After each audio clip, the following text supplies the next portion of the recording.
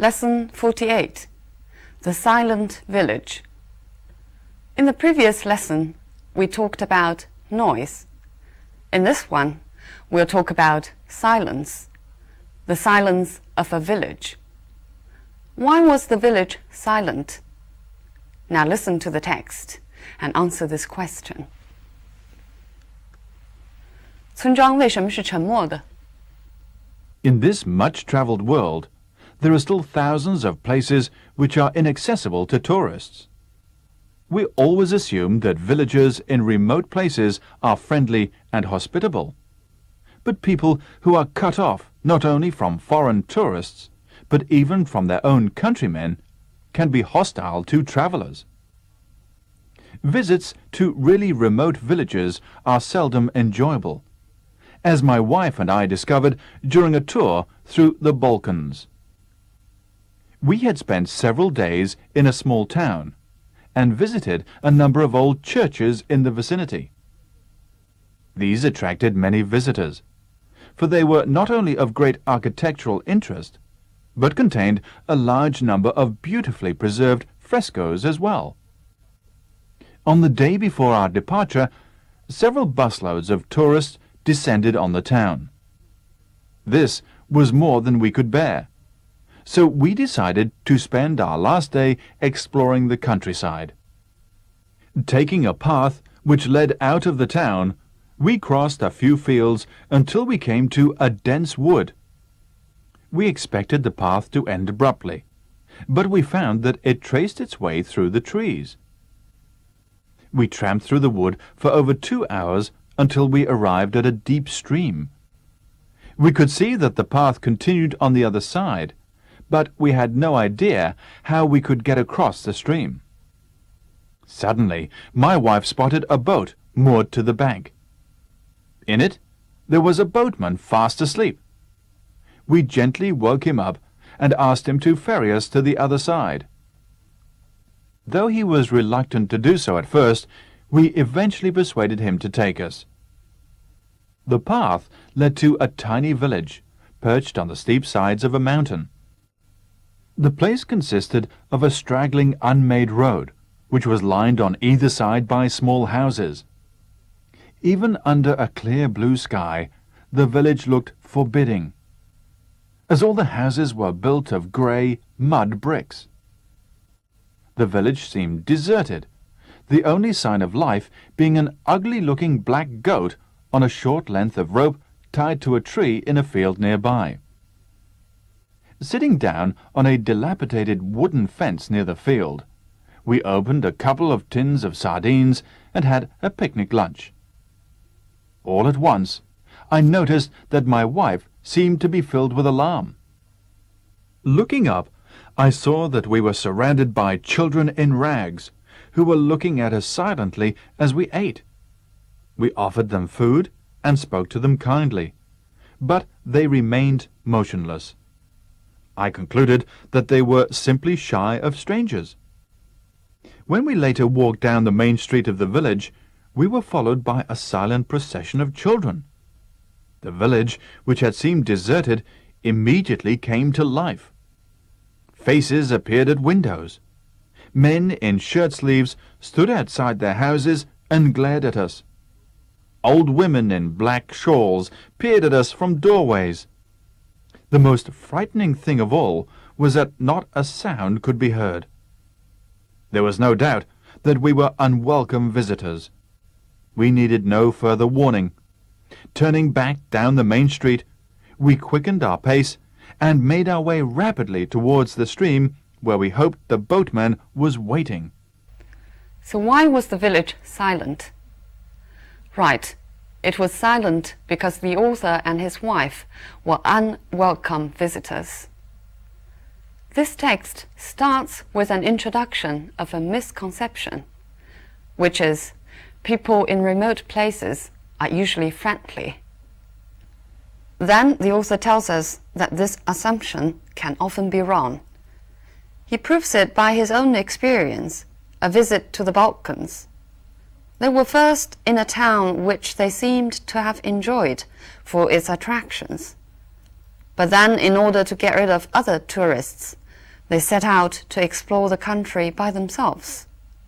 It should have been a pleasure, but the village they explored was silent. Though it was silent, the hostility was evident, so that all of their pleasure was spoiled. Right, now let's look at some language points in the text. In this much-traveled world, much traveled means traveled by a lot of people. Much is often used as a prefix. Let's look at more examples. He is a much respected member of staff means he is a member of staff who is respected by a lot of people. For a young child, the death of a much-loved pet can be a terrible blow. 对一个很小的孩子来说，非常喜爱的宠物如果死掉的话，会成为一个非常重大的打击。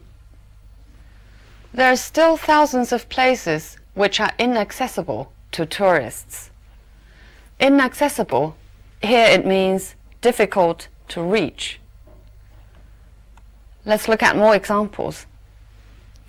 Many houses on the hillside are inaccessible to cars, which means you can't drive to these houses on the hillside. Why is opera so inaccessible to so many people? Here, inaccessible means difficult to understand. 为什么这么多人都不能欣赏歌剧呢？ People who are cut off from foreign tourists. Cut off from something means separate from something or isolated from something. For example, many villages have been cut off by the heavy snow. Or you can also use cut off to describe a kind of feeling. Living in the country, she felt cut off from her city friends, which means she felt isolated. Can be hostile to travelers. Hostile, 抱有敌意的. You can describe an attitude or a look or a mood with hostile. Look at this example.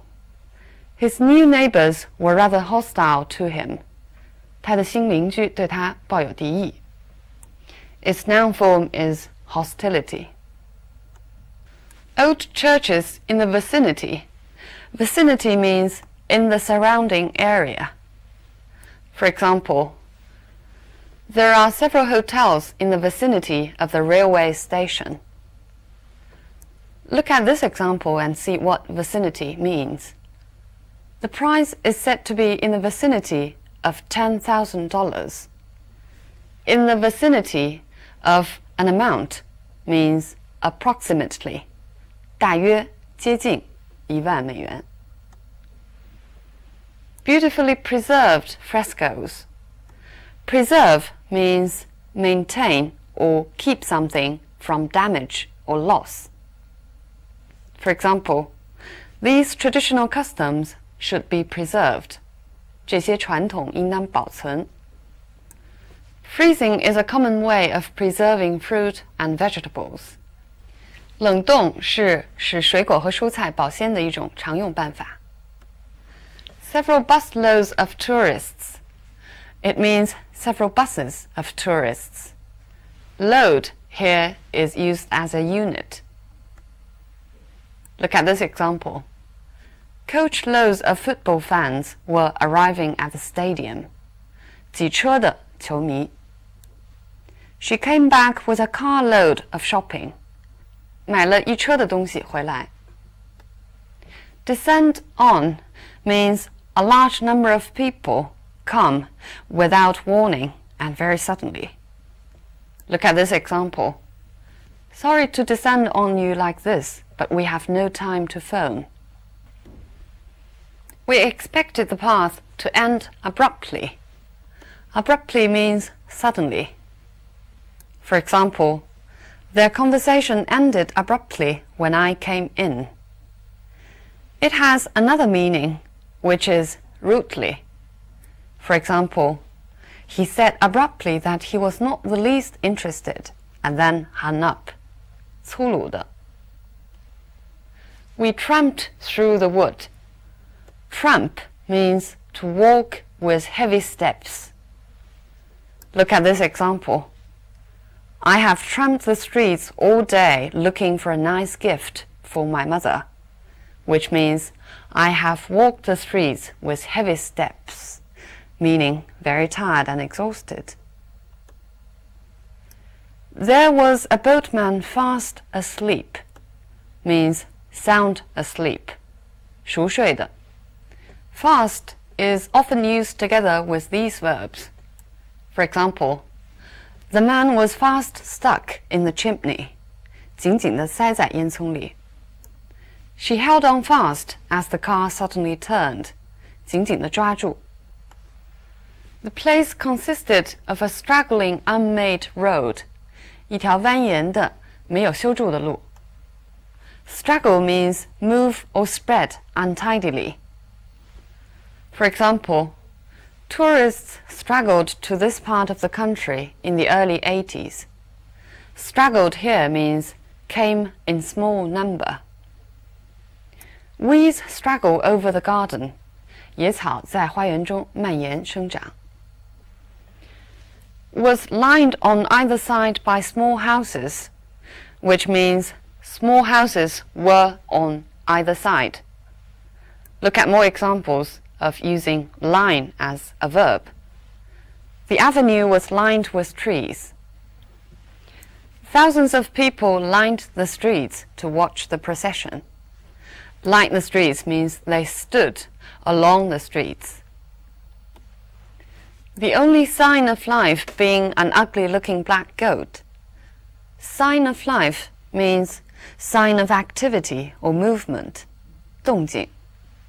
For example, the door was open, but there was no sign of life. Sitting down on a dilapidated wooden fence. Dilapidated means run down, tumbling, in very bad condition. It's especially used to describe a building.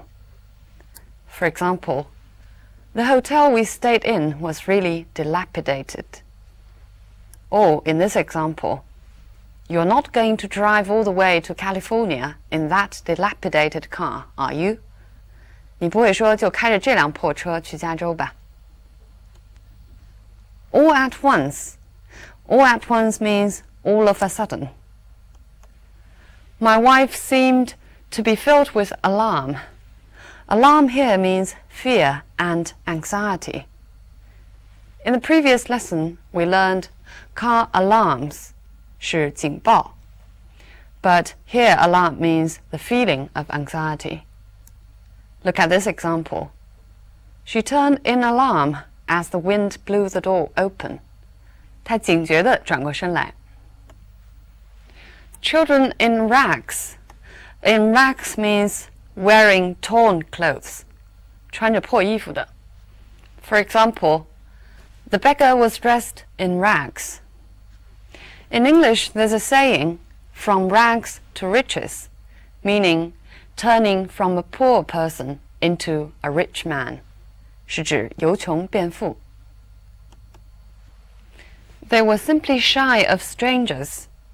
Here, be shy of means they were simply unwilling to meet strangers. Look at more examples. I don't think she will be shy of publicity. 我可不认为她会不愿意抛头露面.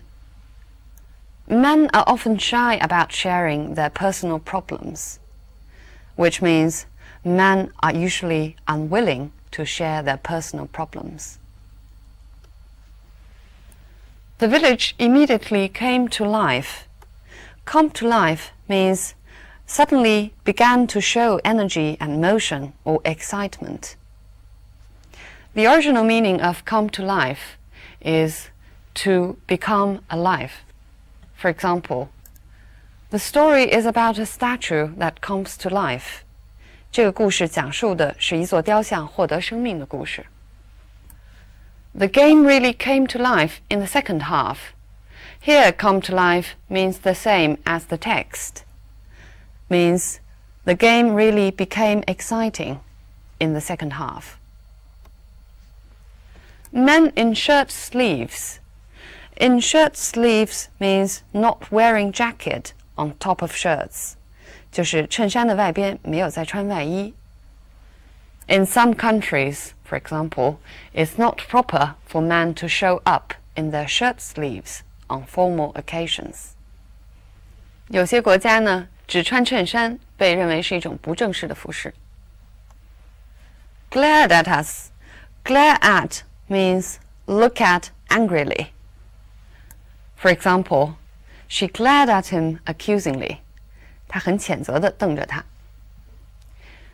To describe look at fixedly, the text has another phrase, which is peer at. Old women in black shawls peered at us from doorways. Peer at means look at carefully or with difficulty. For example, she peered at the tag to read the price. 为了看清楚价钱，她费劲儿地看着标签儿。英文中有的动词强调动作，有的描述状态。The author of this text describes the setting of the village with both these kinds of verbs. Let's look at them. Taking a path which led out of the town. Led 这是一个描述动作的动词。We expected the path to end abruptly, but we found that it traced its way through the trees. And a further example, the path led to a tiny village. So notice all of these verbs are active verbs. They are used to describe the path leading to the village. He also uses several verbs describing stillness. So these verbs are used in past participle so that the stillness is emphasized. The path led to a tiny village perched on the steep sides of a mountain. My wife spotted a boat moored to the bank. The rope tied to a tree. All of these are descriptive verbs. They emphasize how silent the village was. So in this text, the author tells us about his own experience in visiting a remote village which was hostile to tourists. No matter his story is true or not, many tourist attractions are located in remote places. And many of these remote places are also poverty-stricken areas. So developing tourism naturally becomes a resort to the economic problem. But there comes a paradox. Developing tourism will often spoil its original scenic beauty, as well as the local people's way of living and even way of thinking. Therefore, we often end up in a lot of tourist attractions, finding that the landscape is becoming more and more stereotyped, and the people becoming more and more commercialized. The author talks about this silent village. It is frightening to see a silent village, but if the village is no longer cut off from the outside world, a noisy village might be even more frightening. All right, so much on the topic of this lesson. I'll see you next time.